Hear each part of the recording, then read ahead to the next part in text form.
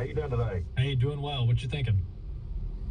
Let's see. I usually vote on the day of the election, but people could be sick. They're saying that we could be under terrorist watches or whatever type deal with all the illegal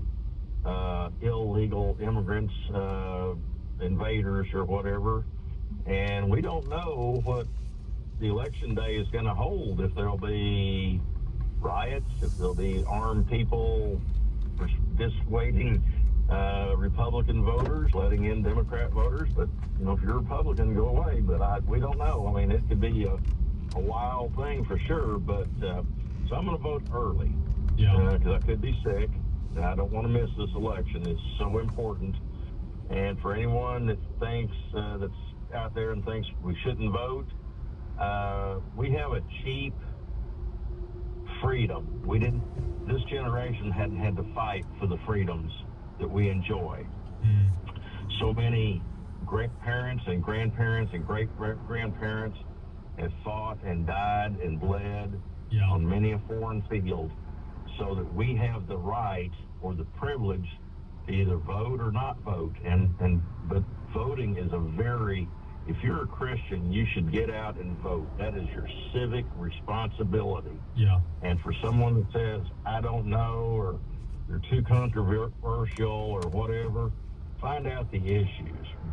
Vote Romans chapter 1, verses about 23 to the end of the chapter, and that'll tell you which side you need to go to. Absolutely. Thanks so much, David. Appreciate the call. Vote, vote, vote. Understand the issues. And folks, if you're looking for a saint on the ballot, good luck. Now, we should desire, as Christians, righteous leadership. Absolutely, 1,000%. But that's not always the case when it comes to final selections in November. So we ought to be engaged in the primary so that we can get righteous leaders on the ballot. But nonetheless, at this point, it's a decision at the federal level of which person we think is going to lead this country the best. And down ballot, there's some very good people running for public office. So we have to show up. We have to be engaged. Vote, vote, vote. The views and opinions. 90.5 KTXG, Greenville, Dallas. Nation or American Family Radio.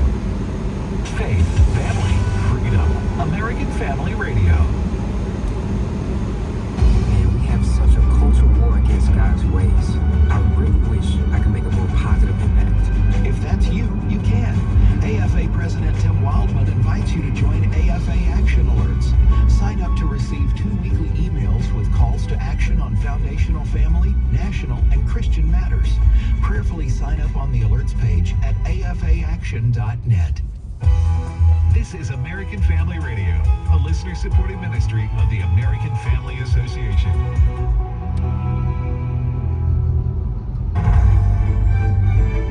American Family News, I'm Robert Thornton. The U.S. Navy is searching for 2 aviators whose aircraft crashed in Washington State during a routine training flight. Whidbey Island Naval Air Station says the plane from the Electronic Attack Squadron crashed east of Mount Rainier around mid-afternoon yesterday. Vice President Kamala Harris is to be interviewed by Fox News chief political anchor Bret Baier this evening at 6 Eastern. Harris largely avoided interviews after replacing President Biden atop the Democrats' 2024 ticket in mid-July. Her first formal interview with CNN didn't occur until late August. Baier says it will be a tough but fair interview. The effects of Hurricane Milton are still evident in Florida, and orange crops didn't fare so well. Here's Fox Business's Ashley Webster. Production was already low. That was before Hurricane Milton decided to go right overhead here in Polk County, which is the biggest orange-producing county in the entire state. Some of the trees came down in this grove, and if they didn't fall down, the fruit that was hanging from them also came down onto the ground and are no good. They cannot be used. And all of this happened before the USDA put out its citrus production forecast for this year, which came in at about 15 million boxes. Each box is 90 pounds of oranges. That, by the way, is down 19%. The recovery continues in the wake of Hurricane Helene's devastation in North Carolina. Fox 8 Charlotte reports FEMA opened a disaster recovery center yesterday in Boone. FEMA FEMA also has ground teams going door to door. Texas Attorney General Ken Paxton secures a stay from the Fifth Circuit Court of Appeals, enabling a key provision of Texas's election integrity law to remain in effect for the November 5th election.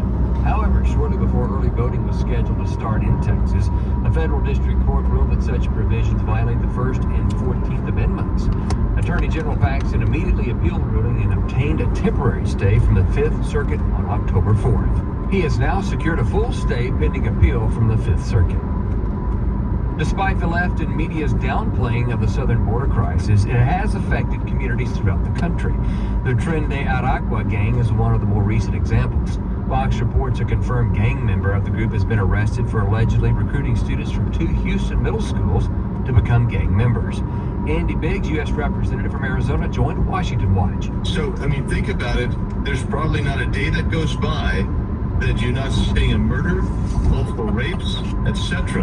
And they've released these people into the country, literally millions of people, and of those millions, hundreds of thousands of them are criminals. He said the cartels and gangs understand how American law works. So they understand that in New York, for instance, that you have lenient prosecutions. So the police officers are making the arrest, but the prosecutors are letting them out. They're not making the charges ultimately. So they know they started off, they were just doing some snatches in the parks and stuff, but then it escalated. They started doing some strong arm robberies, and now they're brandishing weapons, and they're being so bold about it as to show videos. He went on to say the U.S. is the logistics arm of the cartels, as the government transports all over the country those given parole status. He said it's a tacit partnership that the Biden-Harris administration has with the cartels. Flags are being raised as more grocery stores could contain products linked to a recall. Here's Fox's Lisa Brady. Health officials expand the number of grocery store chains impacted by a massive meat recall linked to listeria concerns. The U.S. Department of Agriculture says Walmart, Target, Kroger, 7-Eleven, and Aldi are now included on the list of stores carrying potentially contaminated pre-cooked meat from producer Bruce Pack. Last week, the agency announced a recall of nearly 10 million pounds of ready-to-eat meat and poultry. That recall impacts several brands, from frozen foods to sandwiches and wraps. No illnesses linked to the recall have been reported. The agency warns consumers to throw away or return the recalled products. Fox Business reports in the automobile recall world, Stellantis is recalling more than 21,000 hybrid crossover SUVs in the U.S. due to a potential issue with the brake pedal that's led to over a dozen accidents. You can find more news online at afn.net. I'm Robert Thornton. Let's think about what God has done. I would wager that his top news story is still that the free salvation through the blood of Jesus Christ is available to all. I wager that would be the top news story until that salvation is no longer available. You will have made your decision for eternity. He doesn't ask us to do anything he won't, and then he does above what we can possibly do. Hear Todd Herman on A Disciple's View, weekdays 12 p.m. Central on AFR. Hello, and welcome to the Dr. Nurse Mama Show, prescribing hope for healthy families here on American Family Radio. Here's your host, Professor, Pediatric Nurse Practitioner, and Mama for Dr. Jessica Peck. Well, hey there, friends, and welcome to my favorite time of the day, the afternoon, spending time with you, prescribing hope for healthy families. How are you doing? What are you doing? Where are you going? I'm telling you, it feels like as the days go on, life just gets busier and busier, and as we get to the end of the year, I feel like I am just definitely on that little hamster wheel, just running as fast as I can to keep up. But listen, this is a great opportunity just to take a moment, take a breath, just pause for a minute and just sit down if you can and think about everything that's going on and just let your mind quiet. Just push it all out, and we are going to have a really good conversation about how you can do that, because I know there are a lot of you out there who are thinking, I'm really not loving the way life is going right now. I know I'm too busy and I need to slow down, but I don't know how. I know that there are some relationship issues that I need to address, but I don't know when, I don't know how, I don't know where I'm going to find the time or what I'm going to do. Well, we're going to talk to you today about loving your life. Yes, it is possible to love your life. And we're going to talk to the author, one of the authors of this book, Karen Ehman. It's written by Karen Ehman with Ruth Schwenk. And we have Karen joining us today. Now, Karen is a New York Times best-selling author and Bible teacher with Proverbs 31 Ministries, as well as a writer for Encouragement for Today. That's an online devotional I know many of you subscribe to. It reaches more than 4 million women every single day, and she and her husband live in Michigan. Karen, welcome to the show. We're so glad to have you here to talk about this really important subject. Well, thank you so much for having me. Well, actually, Karen, I'm going to ask you to share a little bit about yourself, but I want to start by actually telling you a story about the way that you impacted my life, and I bet you don't even know it. So in the time of COVID, which I feel like needs a sound effect that goes dun dun dun, because we all remember that time there. I was sitting at home. I'm a professor, and really the Lord put it on my heart to write a book and gave me an opportunity to write a book, but I had no idea where to start or what to do or anything like that. And so God put in front of me the She Speaks conference, and the very first session that I went to was yours, talking about how to write a book proposal. And your voice was so kind and so encouraging, and you walked me through the process from the beginning, and that book proposal did become a book. Now, I've written my book, Behind Closed Doors, a guide for parents and teens to navigate through life's toughest issues. But I don't know if I would have taken that first step without your help in that. So just wanted to take the opportunity to say thank you. Oh, I love hearing that backstory. How fun. Thank you for sharing that. Well, why don't you tell us a little of your backstory? Sure. I was born and raised and still live in Michigan, right in the middle of the mitten. We people from Michigan, we carry our maps with us at all times. And I went to a Christian college where I met my husband, my college sweetheart, and we have 3 adult children that are all married. So I kind of now have 6 kids. I forget which are biological kids and which are the in-laws, because I love them all so much. And we have our first grandchild, who was born 2 years ago. His name is Jasper. And I write and speak for Proverbs 31 Ministries. I write for the online devotions called Encouragement for Today, and I also write for the First 5 Bible Study app. And I just love helping people to learn to live their priorities and to display the gospel to the watching world. Well, this book that you've written, the Love Your Life Project, it's 40 days to prioritize your passions, cultivate productive habits, with helpful, with times of rest. I'm sorry, refuel with times of rest. I'm sorry. I am in the, all of a sudden my eyes are failing me. I'm like, please make that bigger. I need to be able to see that. But refuel with times of rest. Tell us about where the inspiration for this project came from. So I wrote it with my co-author and dear friend, Ruth Schwenk, and she and I had just noticed that in our, middle-aged stage of life, we had a lot of younger people, whether it was our kids' friends, or people that we knew from church or from our online ministries, that were really trying to figure out how it is that you get life done without coming undone, how it is that you determine what it is that you're meant to do in life, and how to not let those tests and responsibilities that come along with whatever it is you're meant to do in life crowd out those times where you just rest, you refuel, you recharge, and how to kind of balance it all. It's really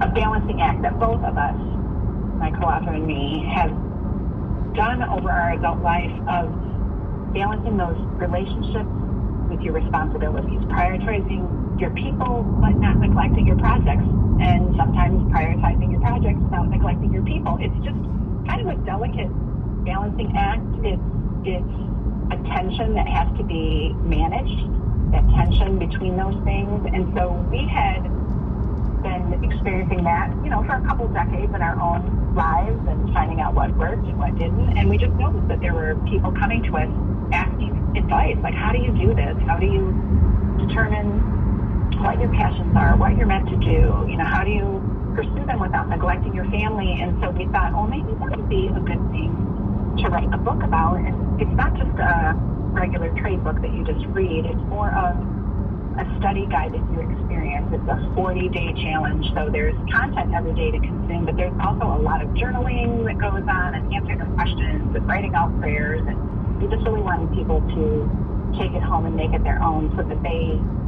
too could learn how to cultivate productive habits and yet also refuel with times of rest. Well, when I open this book and I look at it, one of the first things that I see in here, Karen, is the dedication. And this book is dedicated in loving memory of Patrick William Schwenk, beloved husband, father, pastor, and friend. He served God. He loved others in both life and death. He showed us how to live our priorities. And of course, this is your co-author, Ruth's husband, who recently passed away. And is there anything that you'd like to say in tribute, because the book is dedicated to him and to his memory? Yeah, we turned the book in right when he was kind of taking a turn for the worse, and he passed away in between the time that we turned the manuscript in and the book came out. And he was just our biggest cheerleader. He and my husband as well, too. They both were very supportive, but Pat in particular, he was a pastor. He had a lot on his plate, 4 kids, a wife, a church plant, and, that grew into a thriving and active church. And yet he was someone who really did model prioritizing those people without neglecting those projects, and knowing how to serve God and serve others without becoming exhausted and, burning out. He just really was good at the whole ministry, work, life balance, and was very inspiring to all of us. And so naturally, when he passed away, we thought, who better to dedicate the book to than the man that lived the message? So that's why we did it. It's such a beautiful inscription. I want to read it again. He served God.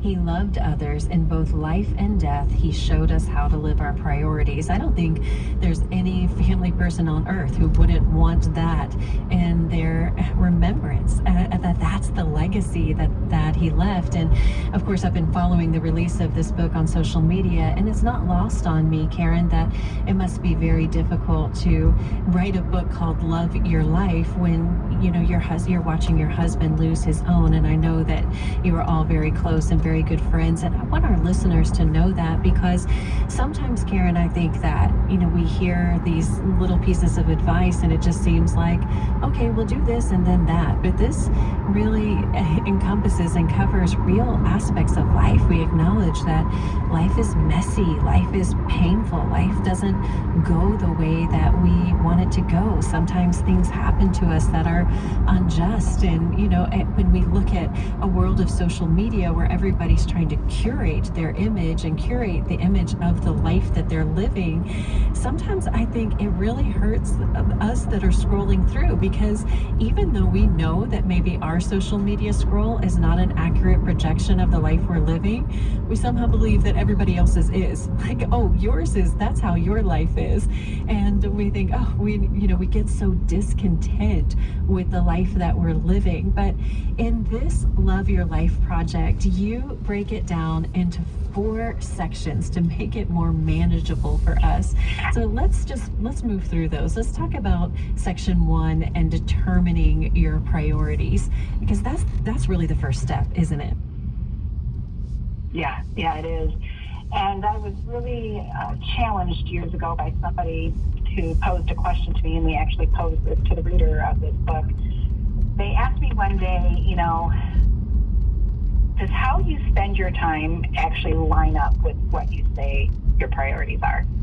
So if somebody were to follow you around and watch you for a 2 or 3 week period, would how you spend your time line up with what you say on paper are your priorities? And of course, you can't make that, you know, a hard and fast rule that if you say God is number one, that you have to spend the most time just off by yourself praying and reading the Bible. I don't mean time-wise necessarily, but the amount of time, the amount of focus, the amount of thought, you know, an emphasis that you put on your different priorities, does it really line up with how you spend your time, you know, and what you say your priorities are? And when somebody asked me this years ago, I remember kind of smugly thinking, well, of course it does. But then I really watched myself, and I realized that things didn't always line up. I struggle a lot with people pleasing. That's one of my other books. And I would often let people who needed to interrupt my day, needed me to help them with something,